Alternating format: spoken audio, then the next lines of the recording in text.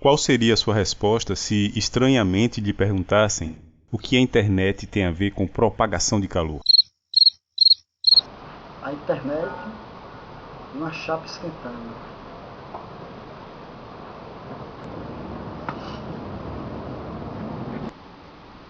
Porra, Guga. A internet, ela transmite informação e uma placa de metal aquecida, ela também faz com que aqueles elétrons ali se manifestem, fiquem interagindo entre eles. Você aquece uma placa de metal em um ponto, esse aquecimento vai sendo espalhado para toda a placa de metal porque ela é uma boa condutora. Parece sem sentido à primeira vista, mas foi uma possível resposta a essa pergunta esquisita que motivou a preparação deste vídeo. Para tanto, proponho a imagem de uma placa de metal na qual é encostada uma ponta quente. Intuitivamente sabemos que o calor vai se propagar chegando em todas as partes da placa que são conectadas. E se a fonte de calor permanecer encostada à placa no mesmo ponto por um tempo suficientemente longo, ainda devemos esperar que as temperaturas de cada ponto da placa se estabilizem. Alguém que esteja interessado em estudar esse fenômeno usando a matemática vai provavelmente colocar ou imaginar réguas nas laterais da placa, vai dar nomes a essas réguas, por exemplo, x e y, e vai imaginar que cada ponto na placa corresponde a um par xy. Usando a linguagem matemática, ainda será possível dizer que, por exemplo, a temperatura no ponto xy é uma função u da coordenada xy, onde se imagina um medidor de temperatura e u corresponde à temperatura lida. A parte da matemática que é mais adequada para lidar com esse tipo de fenômeno é o das equações diferenciais. Então, o que as equações diferenciais têm a nos dizer sobre como as temperaturas vão estabilizar? A resposta é simplesmente que o Laplaciano deve ser nulo em quase todos os pontos da placa. Tá, tudo bem, podemos dizer a mesma coisa de outra maneira. Por exemplo, escolhemos arbitrariamente qualquer ponto xy da placa, onde não há nenhuma fonte quente nem bordas. Tomamos 4 pontos vizinhos, tanto melhor se esses pontos forem bem próximos. E consideramos as temperaturas medidas nesses pontos vizinhos. Vamos batizá-las de U1, U2, U3, U4 e U5.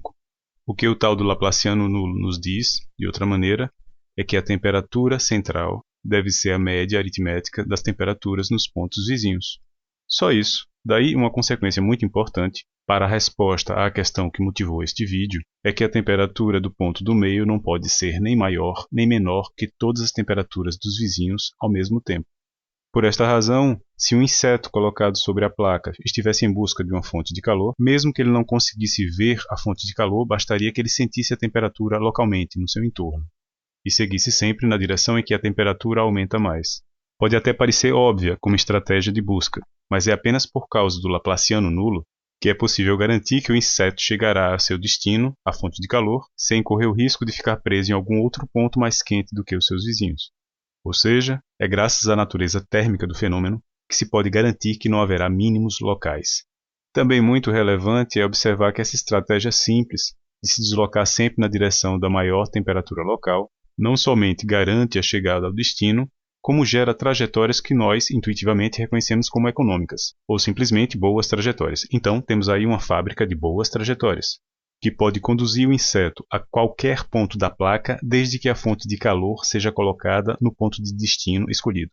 É claro que essa fábrica de trajetórias só vai funcionar se conhecermos as temperaturas nos pontos da placa ou pelo menos em alguns pontos espalhados escolhidos.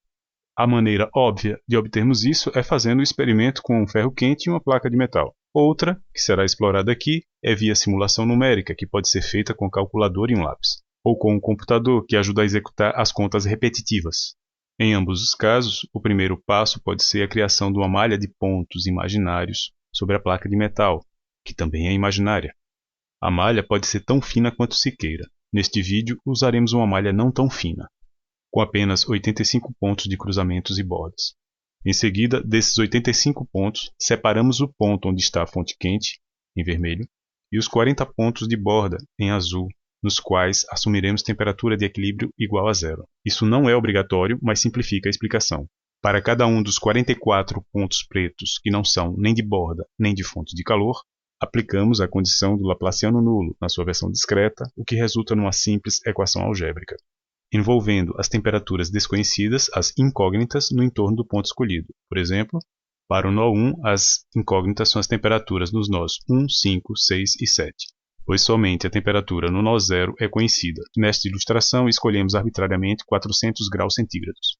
A substituição dessa temperatura conhecida dá então a forma final da equação do nó 1. Para o nó 2, as incógnitas são as temperaturas nos nós 2, 8 e 5, pois as temperaturas no nó 0 e nos nós de borda são conhecidas. A substituição das temperaturas conhecidas dá então a forma final da equação do nó 2. E esse processo deve seguir nó a nó até o nó 44, onde as incógnitas são as temperaturas dos nós 42, 43 e 44, pois as temperaturas nos nós de borda são conhecidas iguais a zero. E, finalmente, a substituição dos zeros vai dar a forma final da equação do nó 44. Juntando todas as equações que foram montadas, temos então um sistema simultâneo de 44 equações e 44 incógnitas. Claro que podemos resolver esse sistema de equações, e assim encontrar todas as 44 temperaturas de equilíbrio, que são as incógnitas e que é o que precisamos conhecer para termos finalmente a fábrica de boas trajetórias. Uma maneira usual de se resolver um sistema tão grande é através da montagem de matrizes, de tal forma que uma só equação matricial pode representar todo o sistema de equações. Nesta ilustração, a equação do nó 1 pode ser associada à primeira linha de uma grande matriz 44 por 44. De forma análoga, a equação do nó 2 pode ser associada à segunda linha da matriz e assim por diante, até a equação de número 44, que deve ser associada à última linha da matriz. Com isso, todas as 44 equações simultâneas são confortavelmente representadas por uma única equação matricial, dada por matriz M vezes vetor U é igual a vetor Y. Como o vetor y foi construído a partir das temperaturas conhecidas, de uma certa maneira ele representa a fonte de calor. E é importante notar que ele é quase todo nulo, com exceção de 4 linhas correspondentes aos nós vizinhos à fonte de calor. A matriz M também tem uma estrutura curiosa, e ela representa, de uma certa maneira, o formato da placa de metal, sendo também quase toda nula, com exceção da diagonal, que é sempre igual a 1, e há até 4 elementos em cada linha da matriz que também não são nulos e que correspondem aos pontos vizinhos, sempre associados a menos 1/4.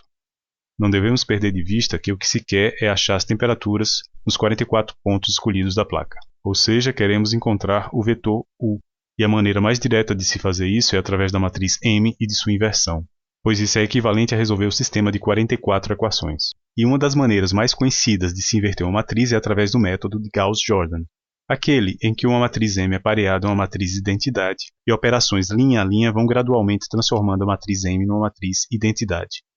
O curioso é que se aplicarmos as mesmas operações linha a linha aos dois lados da equação MU igual a Y, notamos que a transformação passo a passo de Y é um processo com interpretação visual instigante. Tudo começa com o aparente espalhamento da temperatura da fonte no seu entorno e em partes iguais.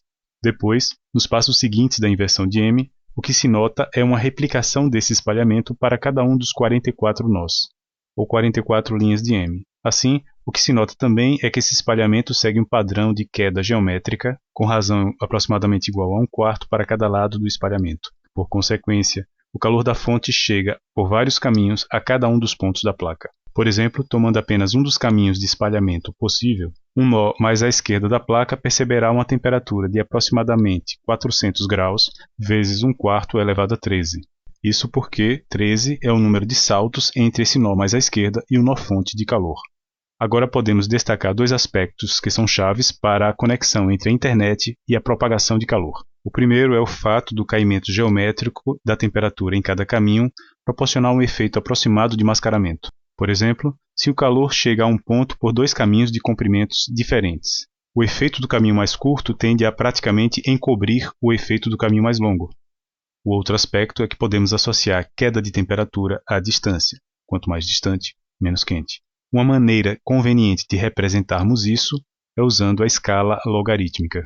Escolhendo a base do logaritmo igual a 4, isso inclusive nos fornece uma medida de distância equivalente ao número de saltos. E a internet, o que ela tem a ver com isso tudo? Bem, a internet é uma rede onde cada nó é uma máquina, um computador.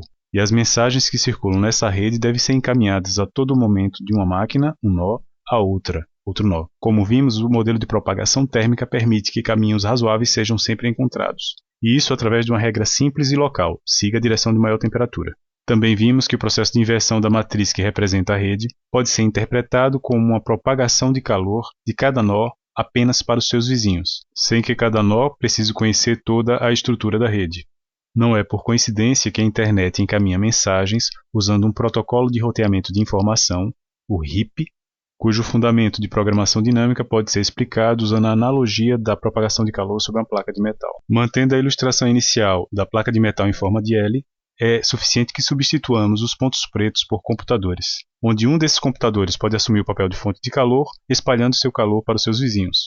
Usando a escala logarítmica mencionada anteriormente, cada vizinho receberá um valor, 0, e adicionará a esse valor uma espécie de pedágio, igual a 1. Em seguida, cada vizinho fará o mesmo, espalhando a seu redor o 1 recebido, e assim por diante, de forma análoga à inversão da matriz M pelo método de Gauss-Jordan.